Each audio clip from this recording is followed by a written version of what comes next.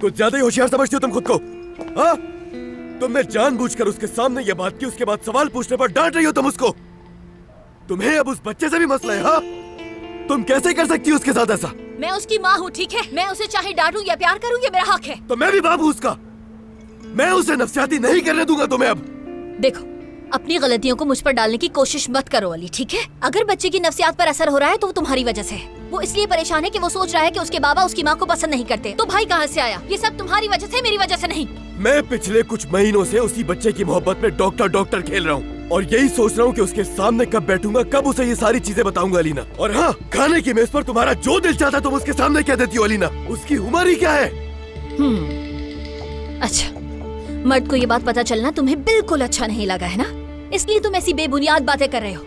मैंने तुम्हें कहा कि बात मेरे मुंह से निकल गई थी उस वक्त, लेकिन तुम यकीन नहीं कर रहे। अब मेरी बात अच्छे से कान खोलकर सुन लो। अभी तुम्हें यकीन आए या ना आए, लेकिन अब मुझे तुम्हें यकीन दिलाने की बिल्कुल भी कोई जरूरत नहीं है। उसकी जरूरत है भी नहीं, क्योंकि मुझे अच्छी तरह यकीन है कि तुम उसके सामने जानबूझकर करती हो ये सब।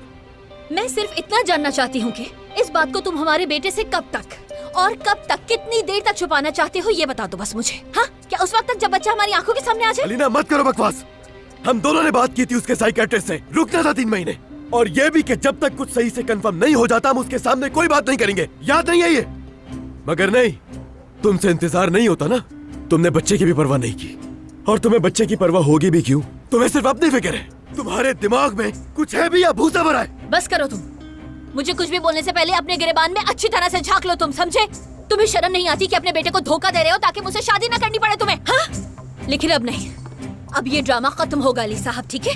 अब वक्त आ गया है कि तुम बाप बनकर दिखाओ। वैसे भी तुमने हमारे बेटे के दिमाग में काफी खलल डाल दिया है, ठीक है? अब तुम्हें वही कुछ करना पड़ेगा जिसकी जरूरत है। अब तुम्हें मुझसे शादी करनी पड़ेगी। अगर तुम वाकई अच्छा बाप होने का दावा करते हो तो तुम्हें बच्चों की माँ से शादी करनी पड़ेगी। अच्छा, तो ये सब इसीलिए किया तुमने? सिर्फ इसीलिए किया ना कि तुमसे शादी कर लूं मैं, है ना? हाँ, सब समझ आ रहा है मुझे।